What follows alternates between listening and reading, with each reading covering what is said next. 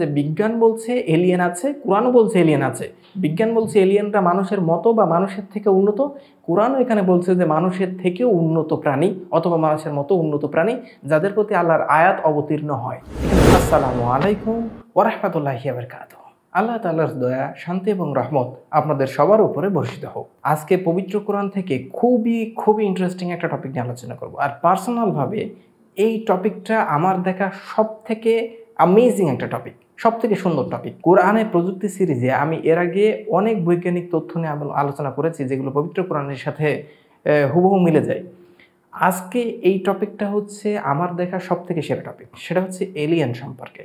আর আমার মনে হয় না এই পৃথিবীতে এমন কোনো মানুষ আছে যার এলিয়েন সম্পর্কে জানতে খারাপ লাগে বা ভালো লাগে না। প্রত্যেকটা মানুষই এলিয়েন সম্পর্কে জানার আগ্রহ পোষণ করে। আর পবিত্র কোরআন থেকে আমি আজকে যে বিষয়টা জানাবো সেটা আগে একটু বলি। আমেরিকার মহাকাশ গবেষণা যে সংস্থা আছে নাসা, এই নাসা এখন নিশ্চিত হয়েছে বিভিন্ন আলামতের ভিত্তিতে নিশ্চিত হয়েছে যে এলিয়েন অবশ্যই আছে। ভিন গ্রহের প্রাণী যাদেরকে আমরা বলি এলিয়েন, তারা অবশ্যই আছে। পবিত্র কোরআনও বলছে একই রকম এলিয়েন আছে। দ্বিতীয় যে টপিকটা নিয়ে বলবো সেটা হচ্ছে নাসা বলছে যে এই এলিয়েনরা খুবই উন্নত, মানুষের মতো অথবা মানুষের থেকে উন্নত। পবিত্র কোরআনও একই রকম বলছে যে এই এলিয়েনরা খুবই উন্নত। খুবই ইন্টারেস্টিং টপিক, আপনারা পুরো ভিডিওটি দেখুন। ইনশাআল্লাহ কোরআন সম্পর্কে একটা ব্যাপক ভুল ধারণাও দূর হয়ে যাবে। যারা মনে করে যে কোরআন নবীজি মুহাম্মদ সাল্লাল্লাহু আলাইহি সাল্লাম নিজে হাতে রচনা করেছেন, তাদের ক্ষেত্রেও একটা উপযুক্ত জবাব হবে এই ভিডিওটি। ভাই আপনারা কেন বিশ্বাস করতে পারেন না ভাই? এই এলিয়েনের মালিক যে, আমাদের মালিক যিনি, এই পুরো বিশ্ব ব্রহ্মাণ্ডের মালিক যিনি আল্লাহ সুবহানাহু ওয়া তাআলা, তিনি তার মেসেঞ্জার জিবরাইল আলাইহিস সালামের মাধ্যমে নবীজি মুহাম্মদ সাল্লাল্লাহু আলাইহি সাল্লামের কাছে মেসেজ পাঠিয়েছেন, ওহী পাঠিয়েছেন। সেই ওহী জিবরাইল আলাইহিস সালাম যেমনটা আল্লাহ পাঠিয়েছেন, জিবরাইল আলাইহিস সালাম ঠিক তেমনটাই নবীজি মুহাম্মদ সাল্লাল্লাহু আলাইহি সাল্লামকে জানিয়েছেন। আর নবীজি মুহাম্মদ সাল্লাল্লাহু আলাইহি সাল্লাম যেমনটা শুনেছেন তেমনটাই মুখ দিয়ে বলেছেন। আর ওহী লেখকগণ সেটা নোট করেছে পবিত্র কোরআনে, কারণ নবীজি মুহাম্মদ সাল্লাল্লাহু আলাইহি সাল্লাম লিখতে বা পড়তে পারতেন না।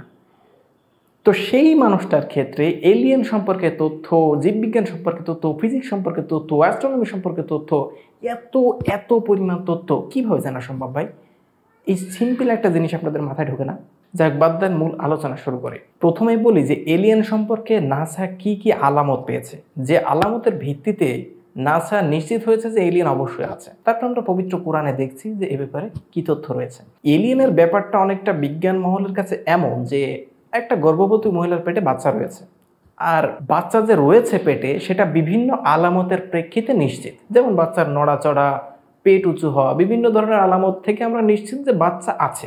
তবে বাচ্চাটা কেমন আমরা জানি না, তবে বাচ্চা আছে এটুকু নিশ্চিত।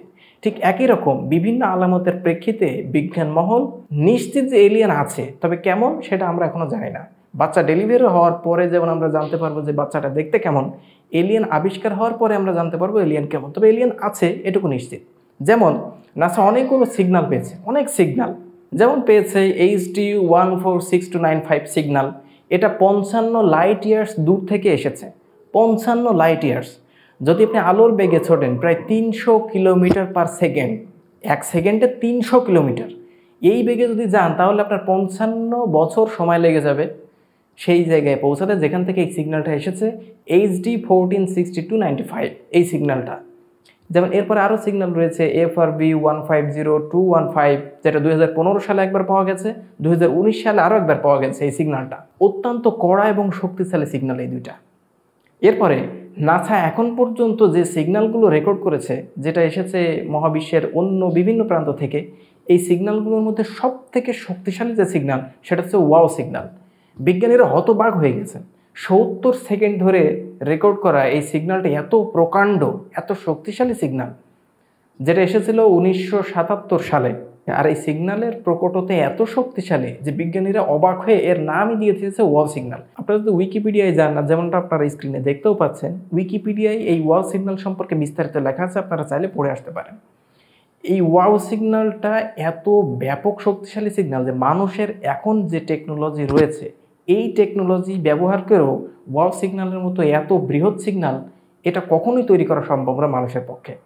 যে প্রকাণ্ড সিগন্যালটা বাইরে থেকে আসছে, আর এটা এসেছে 125 লাইট ইয়ার্স দূর থেকে। চিন্তা করেন 125 লাইট ইয়ার্স।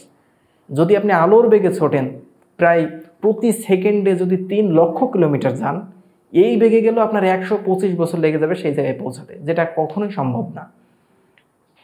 তাহলে এত দূর থেকে এত শক্তিশালী সিগন্যাল পাঠাতে পারে কারা? তাহলে বোঝেন যে সেই সমস্ত এলিয়েন কত উন্নত। তার মানে এলিয়েন সম্পর্কে আমি এত তথ্য এখন আর দিচ্ছি না, আমি ভিডিওটা বেশি লং করব না। তার মানে পুরো স্টোরিটা হচ্ছে যে নাসা যে সমস্ত আলামতগুলো পেয়েছে, নিশ্চিত যে এই পৃথিবীর বাইরে যে সমস্ত গ্রহ উপগ্রহ রয়েছে সেখানে প্রাণীর অস্তিত্ব রয়েছে এবং তারা অত্যন্ত উন্নত। যাদেরকে আমরা বলি এলিয়েন, কখনো দেখিনি তবে নাম দিয়েছে এলিয়েন। হয়তোবা তারাও আমাদের খোঁজ করছে, তারা আমাদেরকে বলছে এলিয়েন, আমরা তাদেরকে বলছি এলিয়েন, ভিন গ্রহের প্রাণী। যাই হোক, আমি প্রথমে বলেছিলাম যে আমি দুইটা বিষয় নিয়ে বলবো। একটা হচ্ছে এলিয়েন আছে, বিজ্ঞান বলছে, পবিত্রকরণও বলছে। এলিয়েন মানুষের মতো উন্নত অথবা মানুষের থেকেও উন্নত। পবিত্রকরণও একই কথা বলছে যে এলিয়েন মানুষের মতো অথবা মানুষের থেকেও উন্নত। কিভাবে? আসলে এই বিষয়টা দেখি। প্রথমে আগে দেখি যে এলিয়েন আছে এই বিষয়টা পবিত্রকরণে কোন জায়গায় আছে, চলুন দেখি। এটা উল্লেখ আছে সূরা শুরাতে, যেটা 42 নম্বর সূরা, আয়াত নাম্বার 29, অর্থাৎ সূরা শুরা অধ্যায় নাম্বার 42 আয়াত নাম্বার 29-এ। এখানে আল্লাহ বলছেন আল্লাহর নিদর্শনাবলীর মধ্যে রয়েছে, ভালো করে কথা শুনুন, আমি স্ক্রিনে দিয়ে দেবো, সেটা পরে পড়ে নেবেন। আল্লাহর নিদর্শনাবলীর মধ্যে রয়েছে আসমান এবং জমিন। জমিন মানে পৃথিবী এবং আসমান, পুরো আসমান। আল্লাহর নিদর্শনাবলীর মধ্যে রয়েছে আসমান এবং জমিন এবং এই দুইয়ের মধ্যবর্তী জীবজন্তু যাদেরকে তিনি ছড়িয়ে দিয়েছেন বিভিন্ন জায়গায়। এর মানে আল্লাহ বলছেন যে আসমান এবং জমিনের মাঝে যে সমস্ত গ্রহ উপগ্রহগুলো রয়েছে সেখানেও আল্লাহ বিভিন্ন জীবজন্তু ছড়িয়ে দিয়েছে। তার মানে মহাবিশ্বে অন্য কোনো গ্রহে প্রাণের অস্তিত্ব রয়েছে, আল্লাহ সুবহানাহু ওয়া তাআলা স্পষ্টভাবে জানিয়ে দিয়েছেন। আর এই জীবজন্তুগুলোকেই আমরা বলছি এলিয়েন। ঠিক, তার মানে বিজ্ঞান বলছে এলিয়েন আছে, কোরআনও বলছে যে পৃথিবীর বাইরে বিভিন্ন উপগ্রহে বা গ্রহে এলিয়েনের অস্তিত্ব রয়েছে। তার মানে এখানে বিজ্ঞান আর কোরআন সেম। এখন আগে যেরকমটা বলেছি যে এলিয়েনদের যে পরিমাণ সিগন্যালগুলো এসেছে অত্যন্ত ভয়াবহ, অত্যন্ত শক্তিশালী সিগন্যাল, যেটা মানুষ এখন পর্যন্ত তৈরি করার সামর্থ্য অর্জন করেনি, সেই রকম শক্তিশালী সিগন্যাল তৈরি করার জন্য সেই সমস্ত এলিয়েনদের কতটা উন্নত হতে হবে এদের ভাবুন। তারা মানুষের মতো অথবা মানুষের থেকে উন্নত। এবার দেখি এই বিষয়টা পবিত্রকরণে কোথায় রয়েছে। পবিত্রকরণ বলছে সূরা তালাক অধ্যায় নম্বর 65 আয়াত নম্বর 12।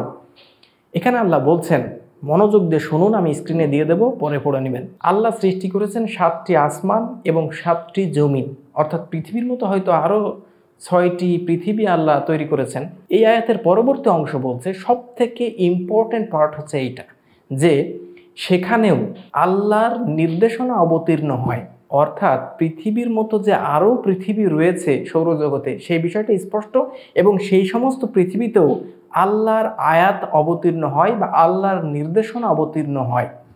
এখন কথা হচ্ছে যে এই নির্দেশনা অবতীর্ণ জিনিসটা কি? নির্দেশনা অবতীর্ণ জিনিসটা হচ্ছে আল্লাহর পক্ষ থেকে এই সমস্ত প্রাণীদের জন্য দিক নির্দেশনা। যেমন আমাদের জন্য রয়েছে পবিত্র কোরআন। নবী মুহাম্মদ সাল্লাল্লাহু আলাইহি ওয়াসাল্লামের আগে যে সমস্ত নবীগণ এসেছেন তাদের জন্য ছিল তাওরাত, ইনজিল, জাবুর এবং আরও অনেক কিতাব, সেটা ছিল সেই সমস্ত মানুষের জন্য দিক নির্দেশনা।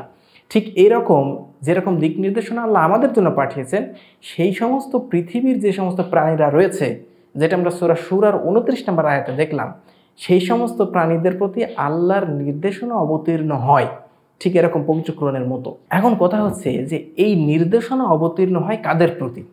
আমাদের চারপাশে মানুষ বাদে আরও অনেক প্রাণী রয়েছে, হাঁস মুরগি রয়েছে, গরু, ছাগল, মহিষ, ভেড়া, অনেক প্রাণী রয়েছে। এই সমস্ত প্রাণীর প্রতি কি আল্লাহর কোনো নির্দেশনা এসেছে, গাইডলাইন এসেছে, কোরআন এসেছে? না, কোরআন এসেছে মানুষের প্রতি, মানুষের মতো উন্নত প্রাণীর প্রতি। মানুষের মতো উন্নত প্রাণীর প্রতি আল্লাহর দিক নির্দেশনা আসে। তার মানে আল্লাহ বলছেন যে সেই সমস্ত প্রাণীর প্রতিও আল্লাহর নির্দেশনা অবতীর্ণ হয়। তার মানে সেই সমস্ত প্রাণী কি গরু ছাগলের মতো অনুন্নত? না, মানুষের মতো উন্নত অথবা মানুষের থেকে উন্নত। আল্লাহ স্পষ্ট জানাচ্ছেন যে তাদের প্রতি যেহেতু আল্লাহর নির্দেশ অবতীর্ণ হয়, গাইডেন্স অবতীর্ণ হয়, তার মানে তারাও মানুষের থেকে উন্নত। তার মানে এলিয়েনরা আরও উন্নত। পবিত্র কোরআনে একই কথা বলছে যে এলিয়েনরা হচ্ছে মানুষের মতো বা মানুষের থেকে উন্নত, যেটা বিজ্ঞানও বলছে, কোরআনও একই রকম কথা বলছে। তবে কোরআন বলেছে আজ থেকে 1450 বছর আগে হোয়াট এ মিরাকেল, যেটা বিজ্ঞান এখনো আবিষ্কার করতে পারেনি। অনেকেই বলে যে সব কিছু আবিষ্কার করার পরে কেন কোরআন থেকে আপনারা এগুলো দেখান। ভাই, এলিয়েন সম্পর্কে কোরআন বলছে 1400 বছর আগে, যেটা এখন আমরা বলছি। এখনো বিজ্ঞান সে লেভেলে যায়নি যে এলিয়েন আবিষ্কার করবে। তার মানে আগে থেকে এটা কোরআন বলে দিচ্ছে। তার মানে আমি বলেছিলাম যে বিজ্ঞান বলছে এলিয়েন আছে, কোরআনও বলছে এলিয়েন আছে। বিজ্ঞান বলছে এলিয়েনরা মানুষের মতো বা মানুষের থেকে উন্নত, কোরআনও এখানে বলছে যে মানুষের থেকেও উন্নত প্রাণী অথবা মানুষের মতো উন্নত প্রাণী, যাদের প্রতি আল্লাহর আয়াত অবতীর্ণ হয়। এখানে বিজ্ঞান আর কোরআন সেম টু সেম। তাহলে এরপরেও কার বিন্দুমাত্র সন্দেহ থাকবে যে এই কোরআন সর্বশক্তিমান আল্লাহ সুবহানাহু ওয়া তাআলার পক্ষ থেকে এসেছে? কার সন্দেহ থাকবে ভাই? এরপরেও যদি আপনারা বিশ্বাস না করেন, সত্য সামনের উপর আসার পরেও যদি আপনারা গ্রহণ না করেন, বিচার দিবসে আপনারা থাকবেন ক্ষতিগ্রস্তদের অন্তর্ভুক্ত, আমি না। আমার কাজ ছিল সত্যটাকে জানিয়ে দেওয়া, আপনাদের মাঝে দাওয়াতটা আপনাদের মাঝে পৌঁছে দেওয়া, ব্যাস, আর কিচ্ছু না।